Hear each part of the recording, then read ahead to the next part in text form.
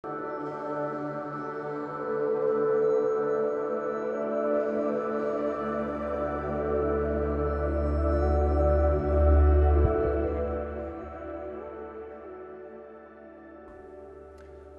of the common questions we hear about the doctrine of election, and one I wrestled with all throughout college, was if God is sovereign over salvation, does that mean that we're just robots?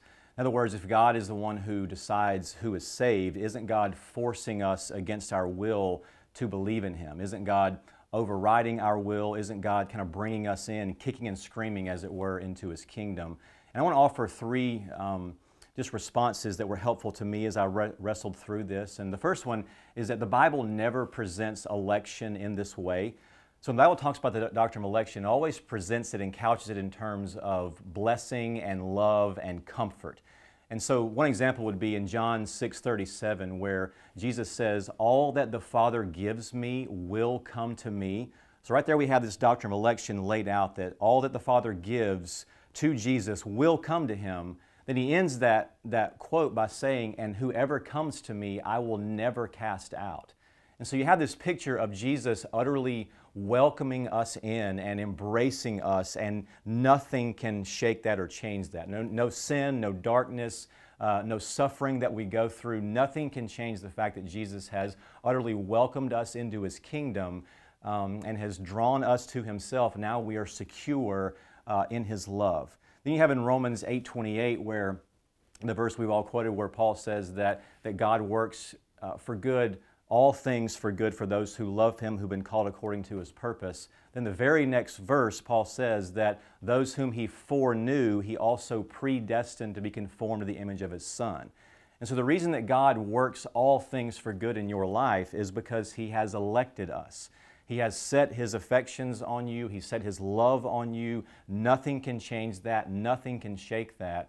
And that's why God's working all things for good for those who love Him, who've been called according to His purpose. So the Bible never presents election in some robotic sense. We have this loving Father who has welcomed us with open arms and will never let us go. The second thing about this, when it comes to the issue of are we robots, is God overriding our will, the issue is not so much free will as it is freed wills. And what I mean by that is that we do not have the ability to come to God unless God first comes to us. Unless God elects us and opens our eyes and draws us to Himself, we don't have the ability to come to Him. So in John 6:44, Jesus says that no one can come to me unless the Father who sent me draws him.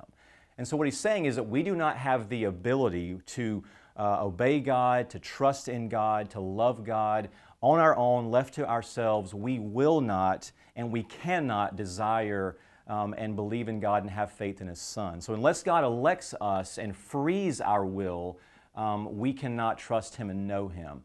And the reason is our wills, left to ourselves in our own sin, we are enslaved.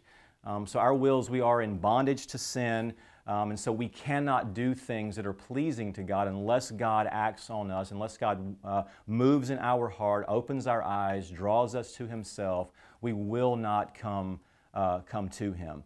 But in election, the doctrine teaches us that God elects us and sets His love and affections on us. Then He draws us to Himself and opens our eyes, and that now frees us to come to Him and love Him and obey Him and trust Him.